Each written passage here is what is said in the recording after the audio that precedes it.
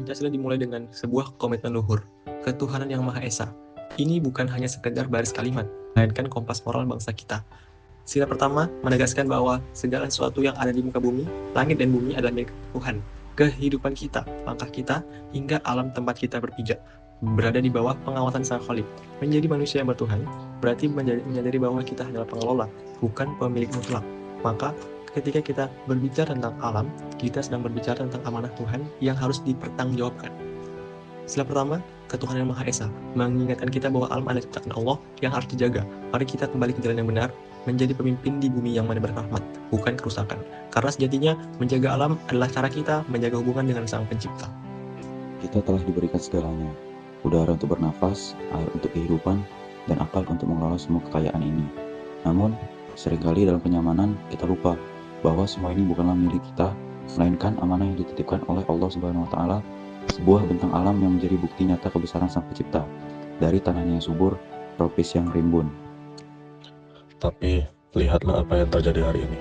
Tangan-tangan manusia mulai lalai, hutan digunduli tanpa sisa, limbah dibuang tanpa rasa bersalah, dan pembangunan dilakukan dengan menantang hukum alam. Keserakan jangka pendek membuat kita buta akan masa depan.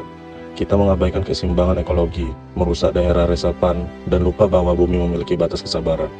Inilah kenyataan pahit, kerusakan di darat dan di laut. Tak lain adalah akibat dari perbuatan tangan manusia itu sendiri. Ketika bencana datang menerjang, ia hadir bukan sekedar fenomena alam.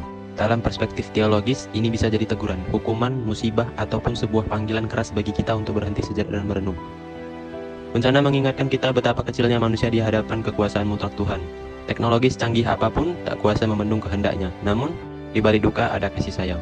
Bencana adalah momentum untuk bertaubat, sarana untuk menguji iman, dan panggilan untuk membangkitkan kembali solidaritas kemanusiaan yang mungkin sempat memudar. Lantas, apa yang harus kita lakukan? Tak cukup hanya dengan kata-kata, kita butuh aksi nyata. Mulailah dengan istighfar, memohon ampun atas segala kelalaian, namun ikutilah doa itu dengan amal soleh. Mari hijaukan kembali hutan yang gundul dan kelola sampah dengan bijak. Gunakanlah akal pikiran untuk melindungi alam, bukan yang merusaknya. Inilah bentuk nyata dari ketakwaan, menjaga bumi sebagai amanah ilahi. Ya Allah, ketuklah pintu hati kami, berikanlah kami cahaya hidayah-Mu, agar kami berpikir sebelum bertindak.